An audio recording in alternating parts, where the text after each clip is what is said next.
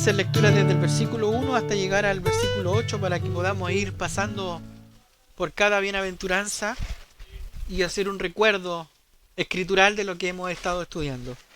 Viendo la multitud, subió al monte y sentándose, vinieron a él sus discípulos y abriendo su boca les enseñaba diciendo: Bienaventurados los pobres en espíritu, porque de ellos es el reino de los cielos. Bienaventurados los que lloran, porque ellos recibirán consolación.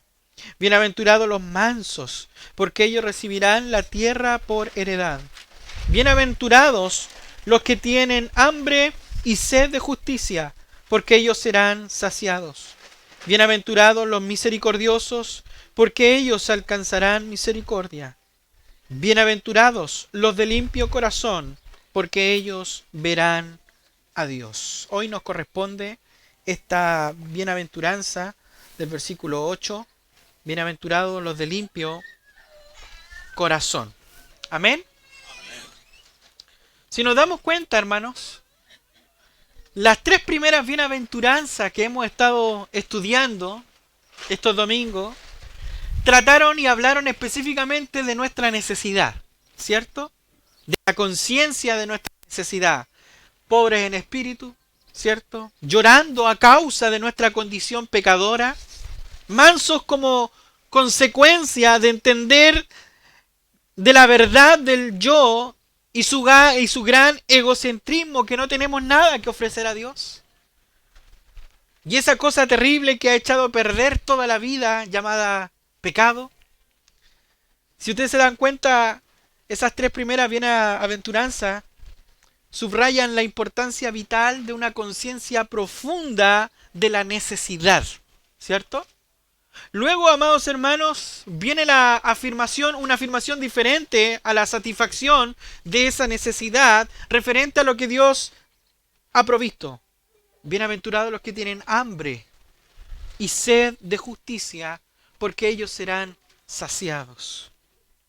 Es decir que habiendo entendido, hermano, estoy haciendo una introducción, habiendo entendido el estado de la necesidad, tenemos hambre y sed, ¿cierto? Y luego Dios llega con su respuesta maravillosa ante esa sed y ante esa hambre, a la cual pasamos a contemplar ese estado y resultado de satisfacción al ser saciados por Él, ¿cierto? Nos volvemos misericordiosos por ser saciados por Él, puros de corazón, pacificadores. Pero fíjense que después de esto viene el resultado de todo eso. Y el resultado de todo eso es padecer persecución por causa de la justicia. En las tres primeras bienaventuranzas, si usted se da cuenta, es como una cuesta que va hacia arriba, ¿cierto? Por así decirlo. Y alcanzamos la cumbre, ¿no es cierto?, en la cuarta bienaventuranza, y después descendemos nuevamente por el otro lado. Hermanos, quiero hacer una pregunta. En base al texto que hemos estado estudiando y que estamos analizando el día de hoy, bienaventurados los limpios de corazón, porque ellos verán a Dios. Yo pregunto, ¿quiénes son los limpios de corazón? Y es interesante porque la palabra del Señor nos habla a nosotros y nos dice que son los que lloran por la impureza de su corazón. En simples palabras. Porque la única manera de tener el corazón limpio es caer en la cuenta de que se tiene el corazón impuro.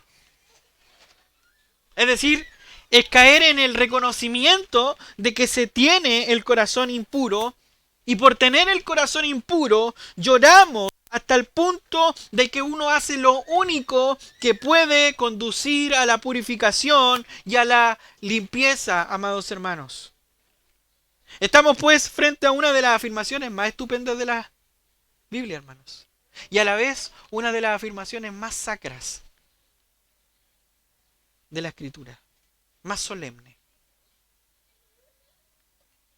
Este versículo constituye la esencia misma de la posición y de lo que enseña el cristianismo. Bienaventurados los limpios de corazón. ¿Y no es eso en lo que consiste el cristianismo? ¿No es eso en lo que consiste el evangelio? ¿En ser limpios de corazón? ¿En vivir conforme a la imagen de Cristo? Este es el mensaje del Evangelio. Y fíjense que el corazón es algo importante en el Evangelio. El corazón es algo esencial, algo muy característico del Evangelio. De hecho, el Evangelio de Jesucristo se preocupa por el corazón. En constantes ocasiones vemos que Jesús dice, cuidado con el corazón, porque de él mana la vida. De la abundancia del corazón habla la boca. ¿Cierto? Y constantemente vemos a Jesús preocupado por el corazón y siempre enfatiza el corazón. Y lo mismo se puede decir del Antiguo Testamento. Sin duda que nuestro Señor insistió en el corazón, ¿sabe por qué?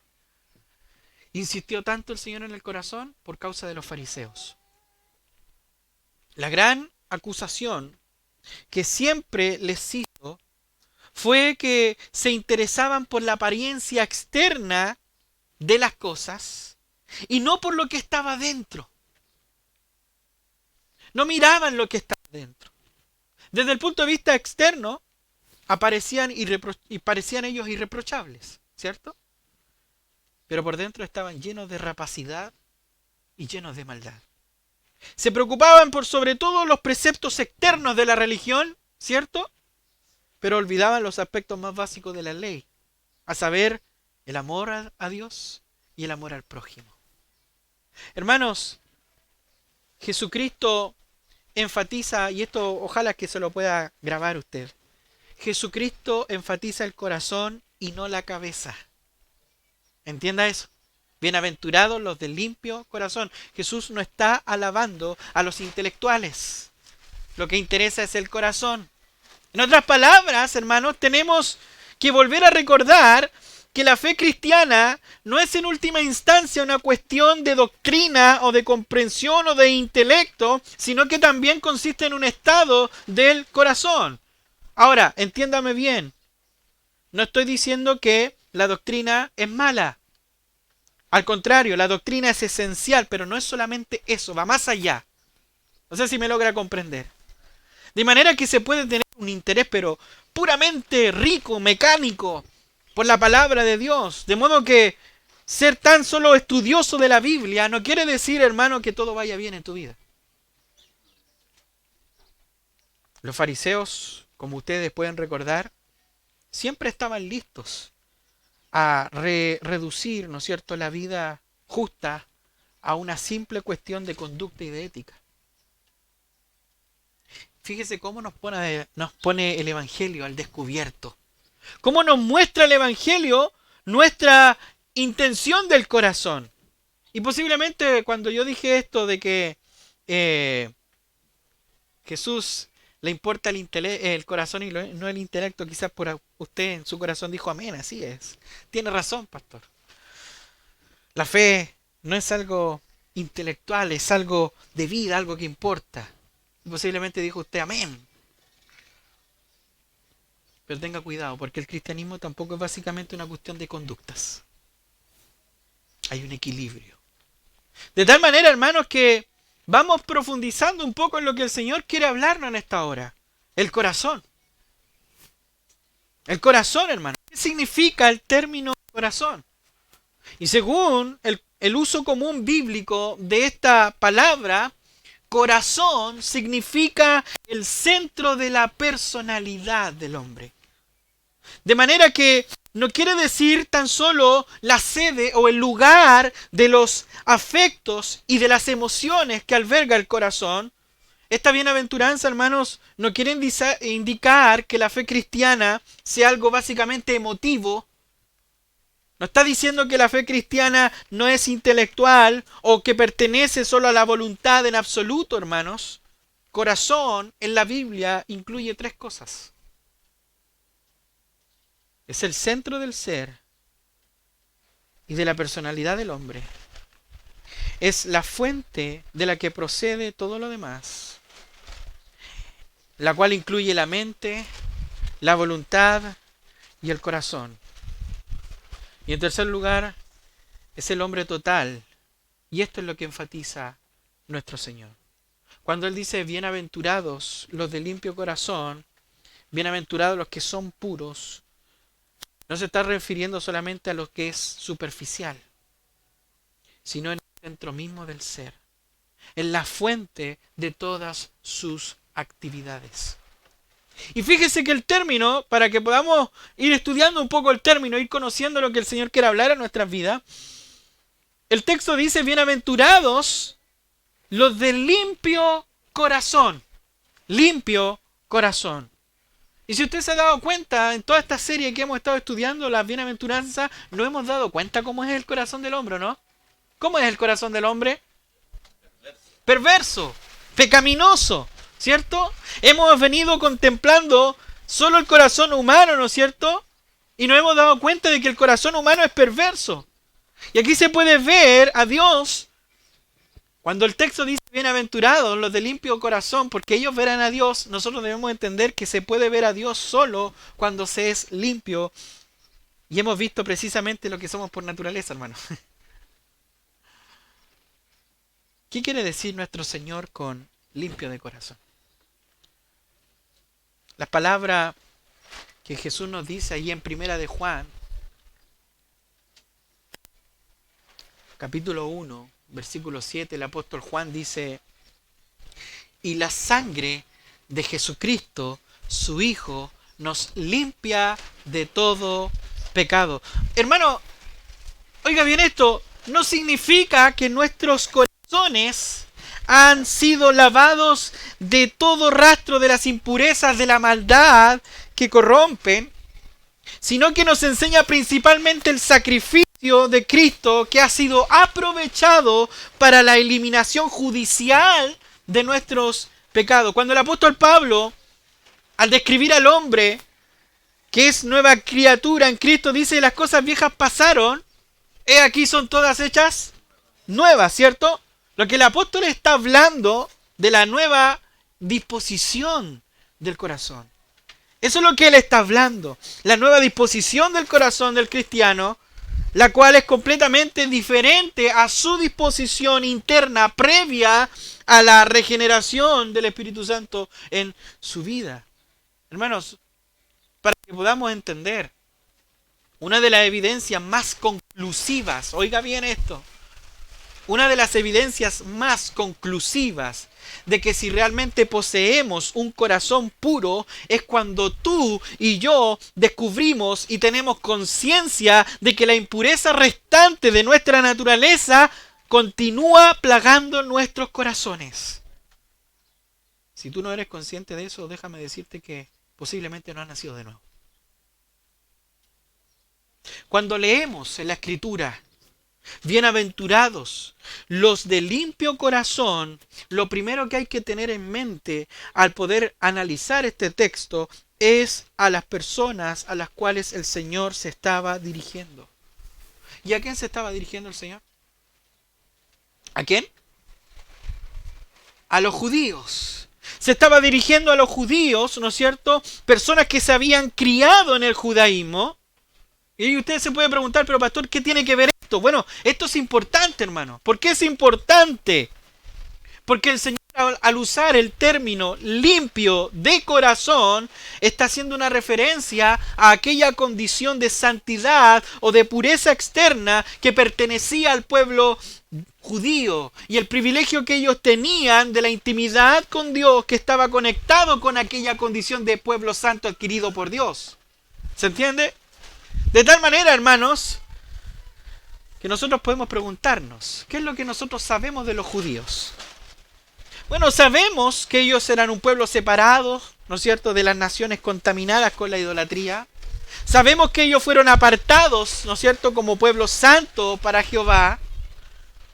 Y que como pueblo santo nosotros sabemos que se les permitía acercarse a su Dios, ¿cierto?, al único Dios vivo y verdadero, de tal manera que el pueblo judío se enorgullecía, ¿cierto? Somos el pueblo de Dios.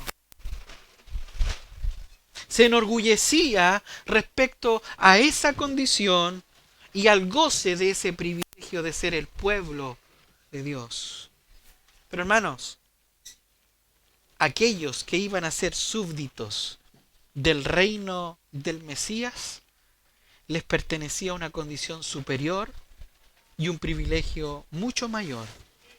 Es decir, no solo debían ser santos, no solamente tenían que ser santos, sino que tenían que ser limpios de corazón.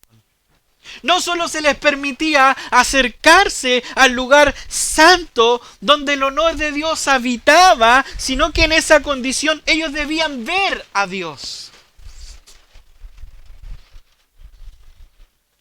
Es decir, debían ser introducidos, hermanos, a una más alta, íntima relación con Él. Pero Dios mira el corazón. Dios mira el corazón. Y al mirar el corazón, mira todo lo que está interno, incluyendo el entendimiento, incluyendo los afectos, incluyendo la voluntad, de tal manera que porque Dios mira nuestro corazón y ve que nuestro corazón está totalmente caído, es por eso que Él necesita dar un nuevo corazón. Dar un nuevo corazón a su pueblo, causando ahora que por ese nuevo corazón ellos sean bienaventurados aquellos que han recibido tal corazón, ya que es un corazón puro que es aceptable a los ojos de lo que Él ve. Ponga atención, porque el Señor te está hablando en esta mañana. Debemos preguntarnos, ¿qué es la pureza entonces? ¿Qué es la pureza? Hermanos, la pureza es la libertad de aquellos contaminantes divididos de aquellos afectos. Es la sinceridad, es la autenticidad y lealtad del corazón. Eso es lo que significa pureza. Y esto, hermanos, significa que no es un corazón hipócrita. Significa sencillo. Ser puro de corazón significa sencillo. ¿Se recuerdan ustedes las palabras del Señor que habla acerca del ojo malo? Un poco más adelante, aquí en el capítulo 6, versículos 22 al 23, si quiere lo puede leer, cuando dice que si tu ojo es bueno, todo tu cuerpo está lleno de luz, pero si tu ojo es maligno, todo tu cuerpo está en tinieblas. Bueno, hermanos, esta pureza externa de corazón equivale a bondad. Equivale a sencillez. Ser puro de corazón significa sin doblez. Ser puro de corazón es decir que uno está al descubierto, que nada oculta. Y a esto, ¿sabe cómo se llama? Sinceridad. ¿Eres sincero, hermano?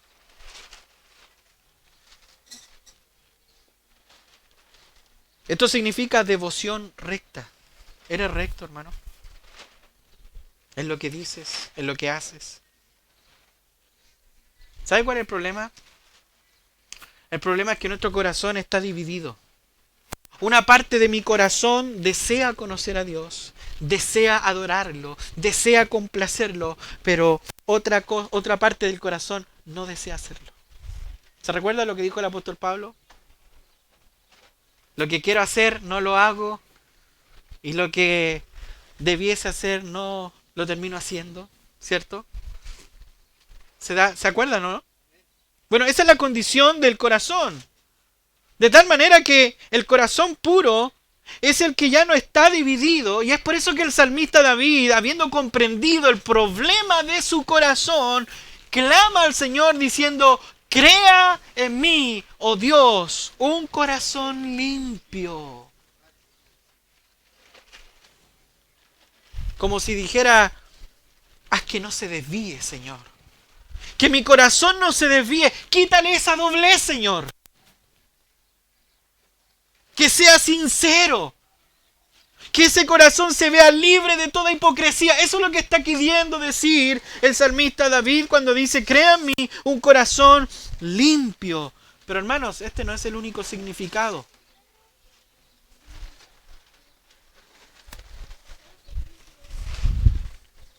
También significa purificado, sin mancha. Hermano, el cristiano genuino pone a un lado, el que es genuino, pone a un lado no solo la malicia, sino que también el engaño y la hipocresía a un lado. Es decir, hermano, que no basta ser puro de palabra y de conducta externa, porque la pureza de los deseos, los motivos y las intenciones debieran ser lo que caracteriza a un hijo de Dios. Es decir, que ser limpio de corazón, hermanos, significa ser como el Señor Jesucristo mismo, el cual no hizo pecado, ni se halló engaño en su boca. Él fue perfecto, sin mancha, puro, íntegro. Si lo analizamos, hermano, un poco más, podemos decir que significa limpio de corazón, que tenemos un amor indiviso, que considera a Dios como nuestro bien supremo y que se preocupa solo de amar a Dios. Hermanos, ser de corazón limpio, en otras palabras, significa guardar el primero y mayor de todos los mandamientos, que es: amarás al Señor, tu Dios, con todo tu corazón y con toda tu alma y con toda tu mente. Ser limpio de corazón significa, en otras palabras, que debemos vivir para la gloria de Dios en todos los sentidos, y ese deberá ser nuestro motivo supremo en esta vida. Significa que deseamos a Dios, que deseamos conocerlo, que deseamos amarlo, que deseamos servirlo. ¿Lo deseas, hermano?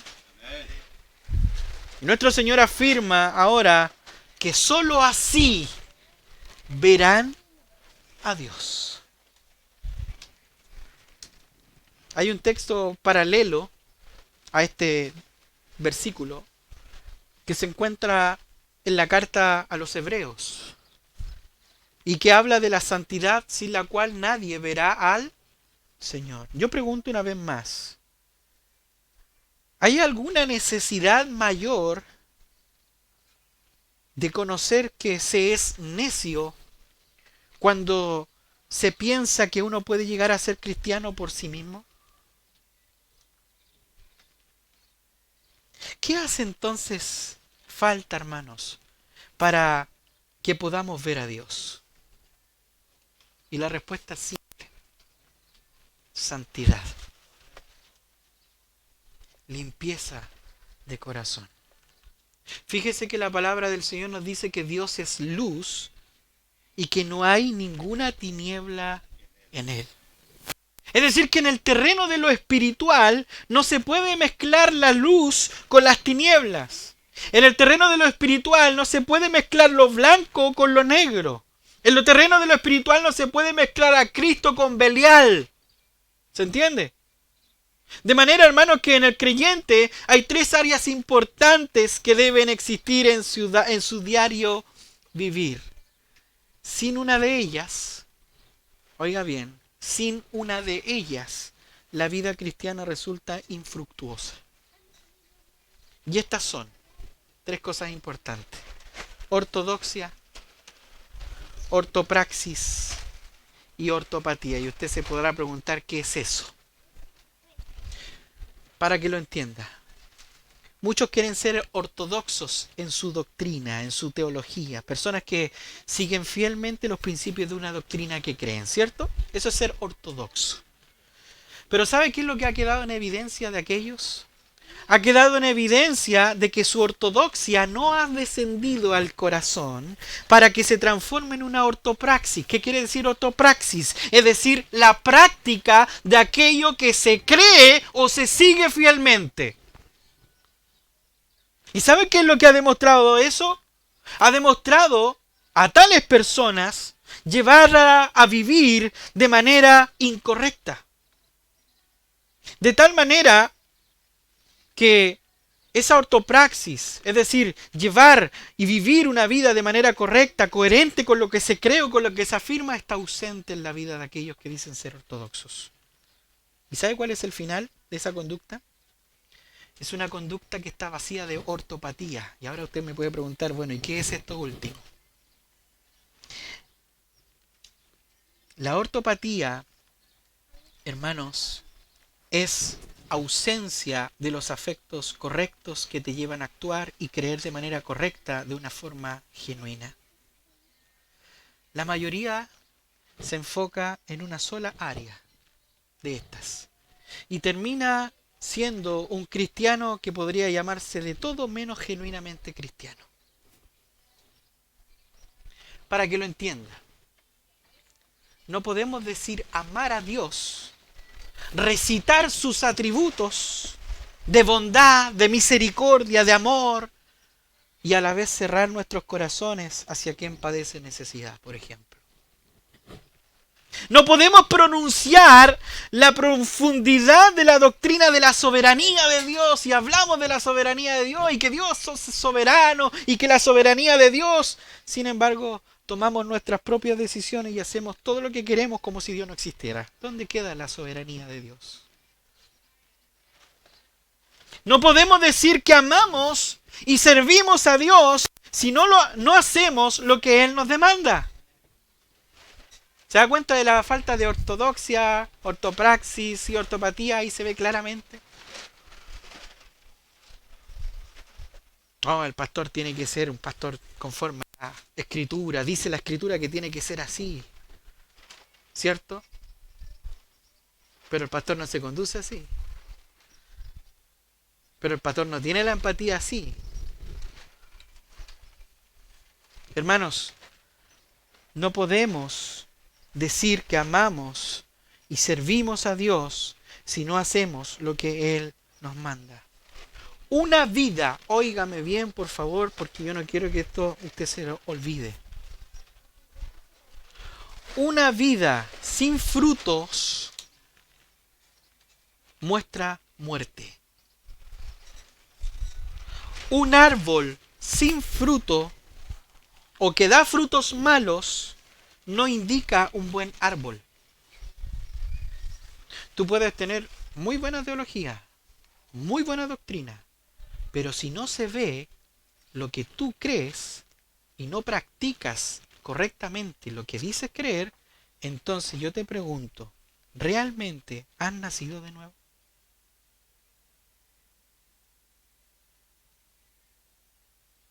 Por otro lado, podemos incluso hacer visible lo que es requerido. Podemos visitar a los huérfanos. Podemos hacer lo que es correcto. Podemos vivir, ¿no es cierto?, visitando a las viudas en sus tribulaciones. Podemos donar nuestros bienes a los pobres. Podemos compartir incluso el Evangelio y hacer todo lo que es correcto. Sin embargo, hacer todo por la motivación incorrecta. ¿Sabe qué, hermano? Un fruto genuino es más que una mera obra. Que no se le olvide eso. Un fruto genuino es más que una mera obra. Es una obra movida por el fruto del Espíritu, que proviene de un corazón que ama a Dios y que refleja su carácter. Y yo te pregunto, ¿cómo podemos entonces tener el corazón limpio, hermanos?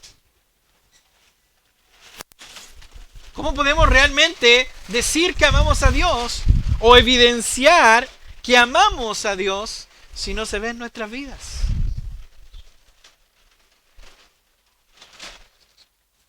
Hay quienes dicen que solo podemos hacer una cosa, que debemos hacernos monjes, irnos a los cerros, ¿no es cierto?, aislarnos del mundo. Es el pensamiento del monasticismo.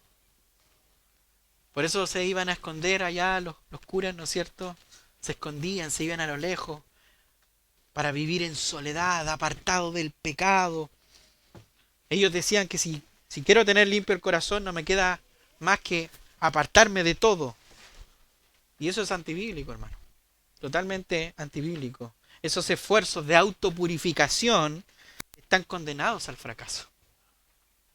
Hermanos, entendamos una cosa. ¿Sabe cuál es el camino que indica la Biblia para el corazón limpio y puro? El camino que indica la Biblia para que nosotros podamos tener ese corazón puro es primero reconocer la negrura de nuestro corazón por su naturaleza y al hacerlo unirnos a la oración de David. Crea en mí, oh Dios, un corazón limpio y renueva un espíritu recto de mí. Yo te pregunto, ¿has seguido este camino? ¿Has reconocido la negrura de tu corazón? Uno puede comenzar a tratar de purificar el corazón, claramente. Pero al final de la vida, hermanos, al final de esa carrera, seguirá estando tan tenebroso como lo ha estado al comienzo. Solo Dios puede hacerlo. ¿Y sabe qué, hermanos? Gracias a Dios ha prometido hacerlo. Eso es una esperanza para nosotros, porque la única forma en que podemos tener el corazón limpio, hermanos, es que el Espíritu Santo entre en nosotros y nos purifique, nos santifique. Y esta es la única forma en la que podemos tener un corazón limpio. Solo cuando Él mora en el corazón y actúa en él, lo purifica, produciendo así el querer como el hacer de su buena voluntad, entonces, hermanos, vamos por un buen camino. Y esta era la confianza que tenía el apóstol Pablo, que el que comenzó la obra en vosotros, la perfeccionará hasta el día de Jesucristo. Hermanos, gracias a eso, que llegará el día en que usted y yo seremos irreprensibles, sin mancha, sin arruga. Y esto, hermano, para que no se quede solamente con eso, no tengo nada más que hacer, solamente esperar que el Señor me cambie. No, hermanos. Eso no quiere decir que tenga que permanecer pasivo en todo este proceso. Creo que la obra de Dios, claramente. Pero también creo lo que dice Santiago. ¿Y qué dice Santiago? Santiago 4:8. Vaya con su Biblia, sígame en la lectura. ¿Qué es lo que dice Santiago? Para que no nos quedemos con eso de que solamente Dios hace la obra. Acercaos a Dios, y Él se acercará a vosotros, pecadores. Limpiad las manos, y vosotros, dice, los de doble ánimo, purificad vuestros corazones. Hermano, ¿tiene doble ánimo? ¿Tiene manos sucias? Acérquese al Señor. No se aleje, si es lo contrario. ¿Quiere ensuciarse más? ¿Quiere seguir siendo de doble ánimo? Manténgase distante. Pero no se olvide que Dios mira al soberbio de lejos. Seamos humildes, hermano. El hecho de que usted sepa que en última instancia no puedo purificar y limpiar mi corazón por mí mismo en un sentido absoluto, eso no quiere decir que deba seguir viviendo como un desecho a la espera de que Dios me purifique. Debo hacer todo lo que esté al alcance, hermano, humanamente posible. Y ciertamente un mero conocimiento de que estoy mal, de que mi corazón está mal, pero un conocimiento de que debo hacer esto, pero no lo hago, hermanos, resulta simplemente en pecado. Porque sabiendo hacer el bien, no lo haces.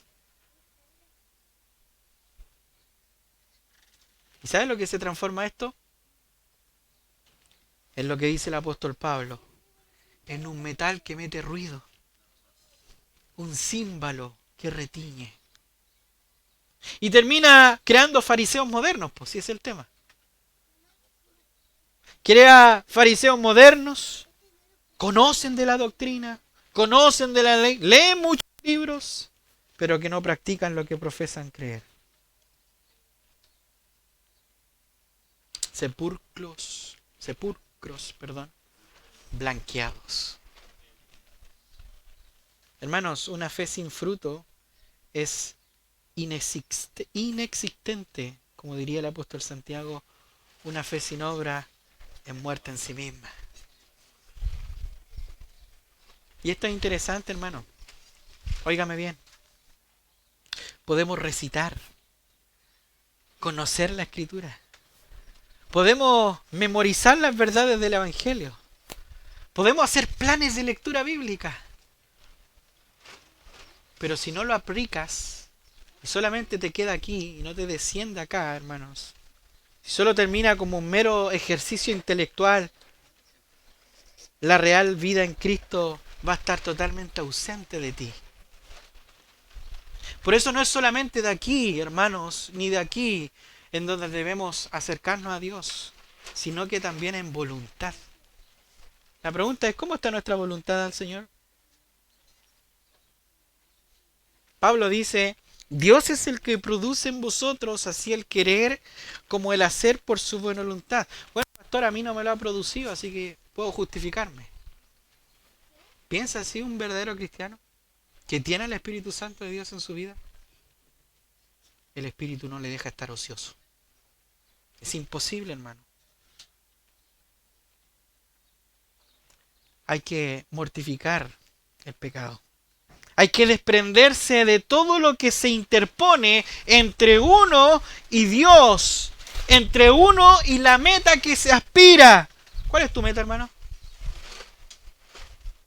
¿Cuál es tu meta? ¿Es terrenal o es espiritual? Esa es la pregunta, porque lamentablemente pareciera que se invierten los valores en este cristianismo moderno del siglo XXI, donde mi meta terrenal es primera que la espiritual. Y no por nada, ya después de 2000 años hay un texto bíblico que dice que vuestros pensamientos deben estar acorde a la mentalidad espiritual, no a la terrenal. Después de 2000 años seguimos haciendo lo contrario. De tal manera, hermanos, que hay que desprenderse de todo lo que se interpone entre uno y la meta a que se aspira. Hay que mortificar, hay que dar muerte. Pablo dice en Romanos capítulo 8, versículo 13, porque si vives conforme a la carne, moriréis. ¿Vas a morir, hermano? Hermana, vas a morir. Mas si por el Espíritu hacéis morir las obras de la carne, viviréis. Yo le pregunto, ¿quiere vivir? ¿Es su meta, es su deseo? ¿Es su ambición ver a Dios? Seamos sinceros, hermanos, miremos a nuestro corazón. Si es así, si usted cree en este evangelio, entonces usted tiene que estar de acuerdo con lo que dice el apóstol Juan, allí cuando dice en 1 Juan capítulo 3, versículo 3, que todo aquel que tiene esa esperanza en él, se purifica a sí mismo, así como él es puro. Entonces no podemos decir que somos cristianos y vivimos una vida desacorde a la que el Señor nos manda a vivir, y después pensamos querer tener la misma meta, pero no hacemos nada. No, yo quiero amar, Señor, al pastor, al Señor. Yo quiero hacer la voluntad del Señor. Bueno, santifícate, purifícate, acércate al Señor. Demuestra que realmente quieres vivir para la gloria de Dios. Dice tener el Espíritu Santo. Si el Espíritu Santo está en tu corazón, ¿por qué te alejas?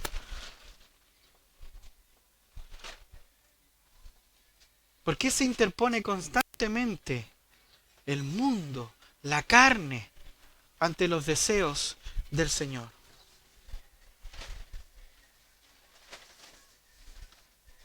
Tienes que estar de acuerdo con lo que dice Juan, que todo aquel que tiene esta esperanza en Él se purifica a sí mismo. Es decir, no me quedo como estoy, en total el Señor me cambia. Purifícate, si tienes esa esperanza, acércate, como Él es puro, sé tú puro también. Después de todo, ese es el mensaje bíblico. Sed santos porque yo soy santo, dice el Señor de los ejércitos. Hermanos, sin esos afectos, nuestras obras son solo hipocresía y nuestro conocimiento se convierte solo en soberbia. ¿Y sabe qué, hermanos?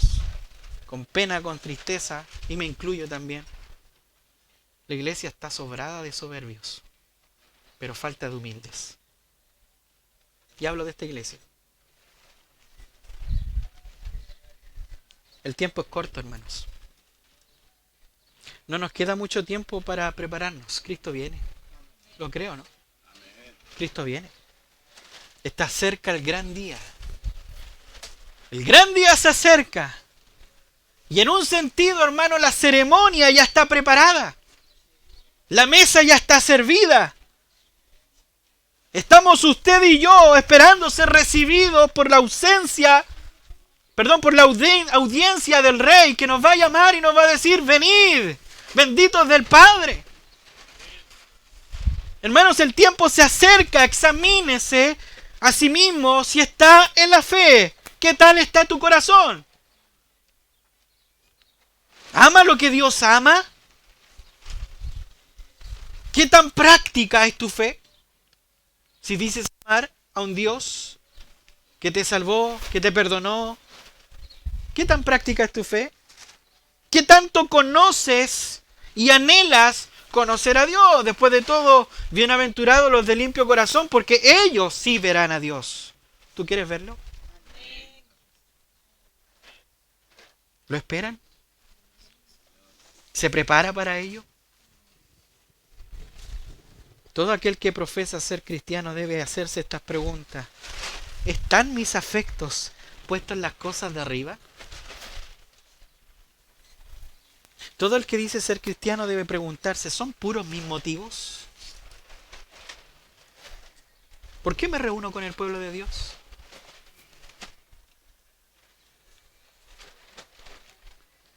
Hermano, esta bienaventuranza tiene cumplimiento tanto presente como futuro. Ahora, hermano, no se avergüenzan ustedes de perder el tiempo en cosas que nada valdrán. Pero llegando ese momento, sí se avergonzará.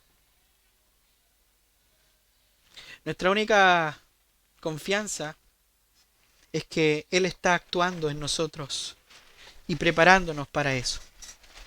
Pero seamos también activos. Purifiquémonos. Así como Él es puro, busquemos ser puros. El que es limpio de corazón posee algo especial. ¿Y sabe qué es eso especial? Es discernimiento. El que es puro de corazón posee discernimiento espiritual y con los ojos del entendimiento obtiene vistas claras del carácter divino y puede percibir la excelencia de Dios. Cuando el ojo es bueno, hermano, todo el cuerpo es bueno. Yo te pregunto, ¿estás viendo con tus ojos espirituales o estás viendo con tus ojos carnales?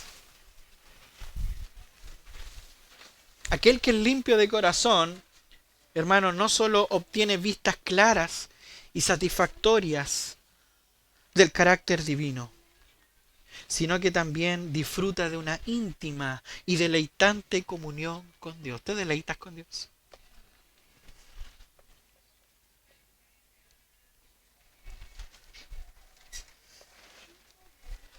El que es limpio de corazón es atraído hacia Dios, no alejado, atraído. Se acerca a Dios. El que es limpio de corazón, la mente de Dios se transforma ahora en su mente. Empieza a pensar como Dios piensa. Empieza a vivir como Dios vive. Empieza a actuar como Dios actúa. El que es limpio de corazón, la voluntad de Dios ahora pasa a ser su voluntad. Ya no está su voluntad por sobre la de Dios, no, cuando quiera nomás, Señor. El que es limpio de corazón transforma, ¿no es cierto?, la voluntad de Dios en su voluntad. Su comunión es verdaderamente con el Padre, con el Hijo y con el Espíritu Santo. Hermanos, hoy en parte conocemos. Disfrutamos, pero conocemos en parte. Pero aquello que es en parte terminará. Y aquello que es perfecto vendrá.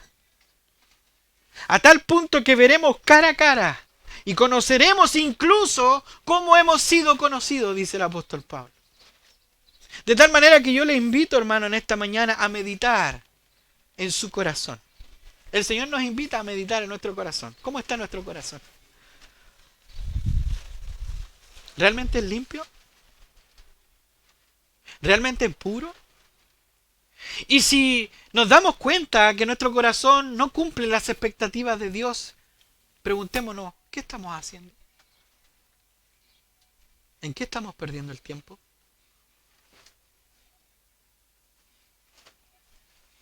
Son buenas preguntas para reflexionar nuestra fe, hermanos. Para reflexionar dónde estamos construyendo. ¿En hojarasca? ¿En heno? ¿En paja? Que en un momento viene la presencia de Dios, se prende, pero luego se apaga. O estamos construyendo en metales preciosos, donde el hollín no corrompe.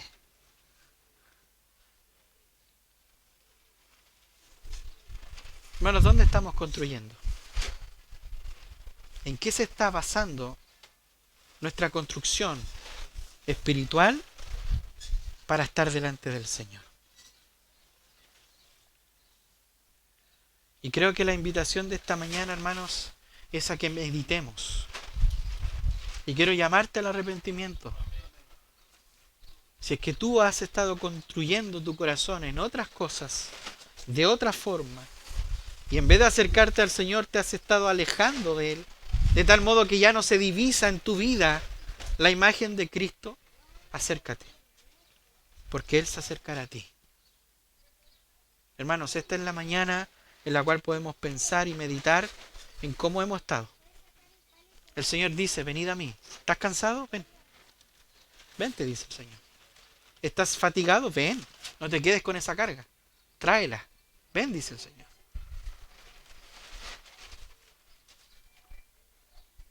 Que yo te haré descansar. Hermanos, que podamos vivir de esta manera. Queremos ver a Dios, ¿no? Amén. ¿Realmente lo quiere ver, hermano? Que se vea entonces. Que nosotros mismos podamos ver que sí, aunque yo lucho con esta carne y lucho con este cuerpo, sí, está en mí el deseo. Está en mí el esfuerzo. Aunque yo haga lo que hagan, yo nunca me voy a salvar. Es el Señor que salva, hermanos. Pero no estoy hablando de la salvación, no estoy hablando de que tengo que hacer cosas para salvarme. Estoy hablando de que un día me estaré delante de la presencia de Él. Y tendré que dar cuenta también de mi vida. Y el Señor nos pregunta en esta mañana, ¿por qué me llamas Señor si no haces lo que yo te pido? Oremos al Señor. Padre,